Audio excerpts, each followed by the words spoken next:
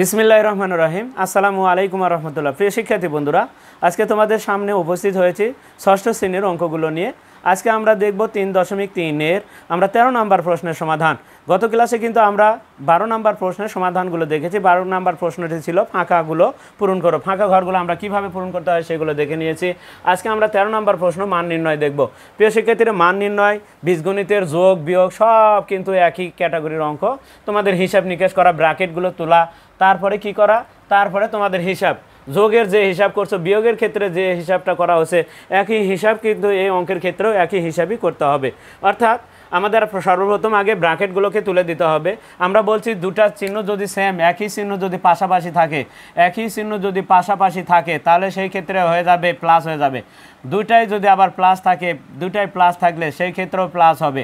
আর সব ক্ষেত্রে মাইনাস, তাহলে দুটো একই চিহ্ন একমাত্র যদি পাশাপাশি থাকে তাহলে সেই ক্ষেত্রে দুটো একই চিহ্ন হলে প্লাস হয়, আর বাকি সব ক্ষেত্রে মাইনাস হবে।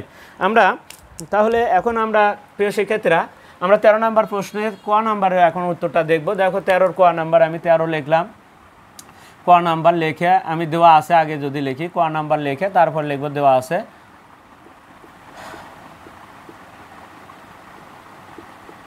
দেওয়া আছে আমি লিখলাম দেওয়া আছে। কি দেওয়া আছে ক নাম্বারে? ব্র্যাকেটে -7 ব্র্যাকেট দেওয়া আছে, -8 দেওয়া আছে, আবারও মাইনাস, তারপরে আবারও ব্র্যাকেটের ভিতরে -25 বা 25, যেটাই বলি না কেন। এখন আসলে আমাদের মান নির্ণয় করতে হবে, হিসাবটা করতে হবে। অর্থাৎ মান নির্ণয় মানে হিসাব করতে হবে। আমরা দেখো এখন আমাদের ব্র্যাকেটটা আগে তুলে দিতে হবে। সামনে কি চিহ্ন আছে? প্লাস, তাহলে দুটো আলাদা চিহ্ন মাইনাসই হবে। এটা -8, তো এখানে ব্র্যাকেট নাই। আর এই দুটা দেখো, দুটো একই চিহ্ন, তাহলে কি হয়ে যাবে? প্লাস হয়ে যাবে 25।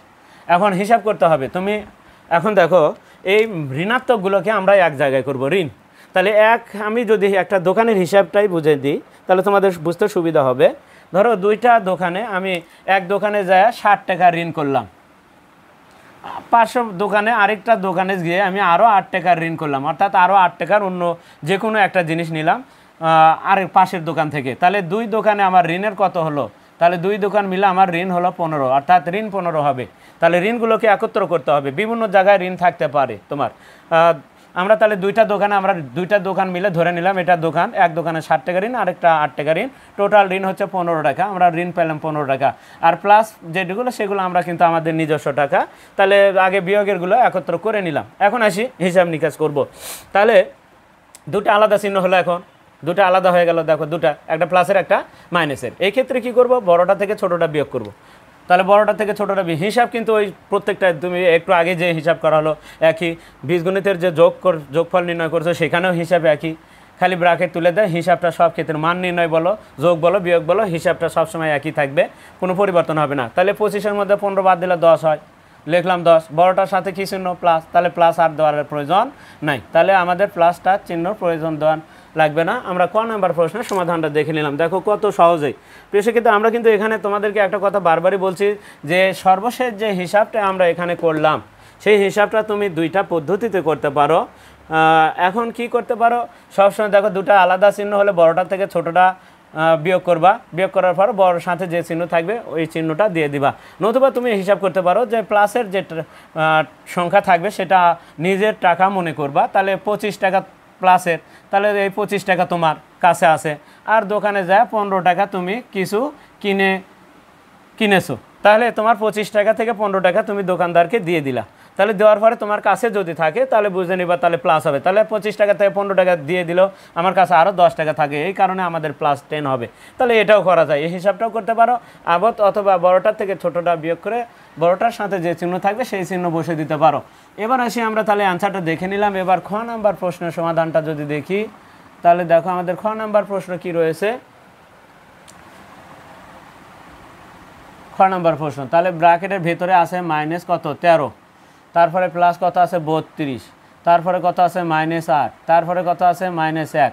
দেখো এখানে আমরা তাহলে সর্বপ্রথম আমাদের কাজটা হবে ব্র্যাকেটটা তুলে দেওয়া।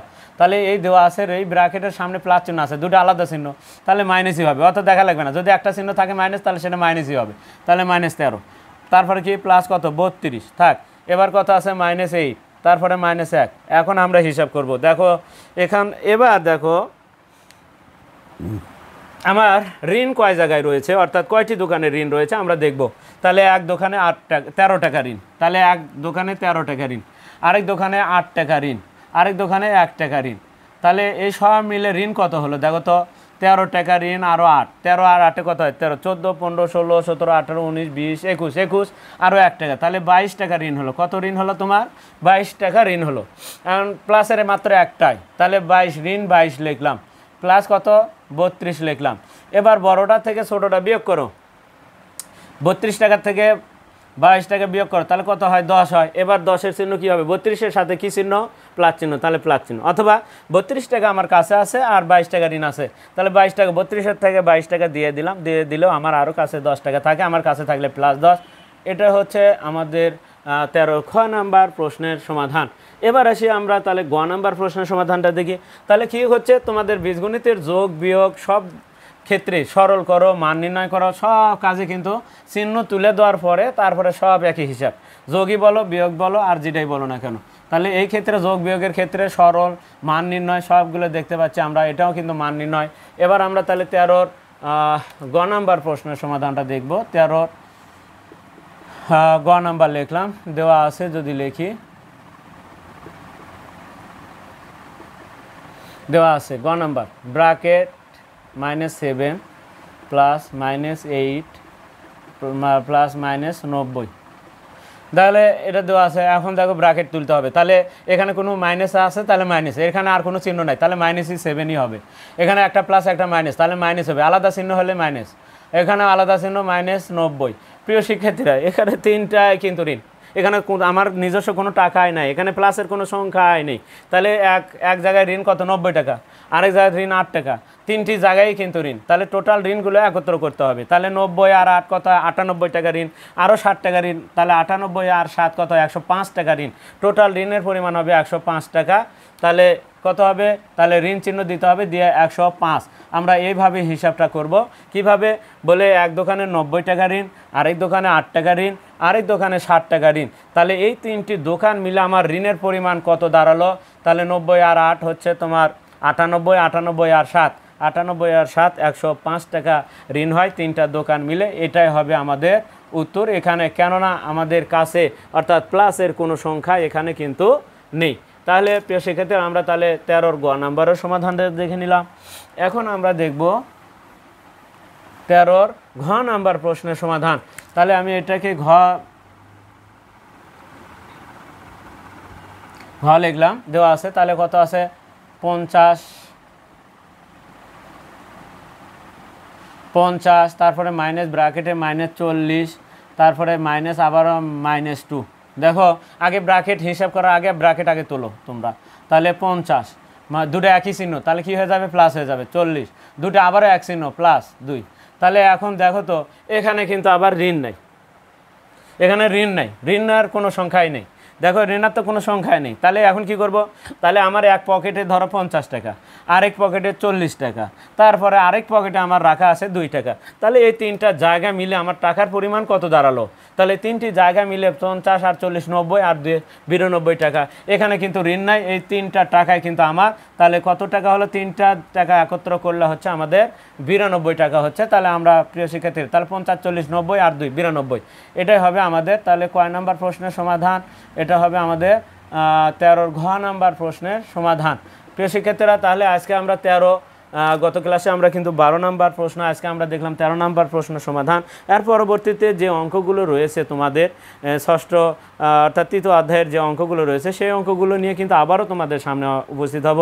আর ততক্ষণ পর্যন্ত কিন্তু তোমরা অবশ্যই আমাদের পাশে থাকবে এবং চ্যানেলটিতে যারা নতুন রয়েছে তারা অবশ্যই চ্যানেলটিকে সাবস্ক্রাইব করবে, আর যার কারণে আমাদের ভিডিওগুলো কিন্তু তোমাদের কাছে সর্বপ্রথমে পৌঁছে যাবে। আর যেহেতু আমরা চ্যানেলটিতে নতুন, তাই তোমাদের কাছে অবশ্যই একটা আবদার থাকবে, তোমরা অবশ্যই চ্যানেলটিকে সাবস্ক্রাইব করবে। আজকে এ পর্যন্তই, খোদা হাফেজ।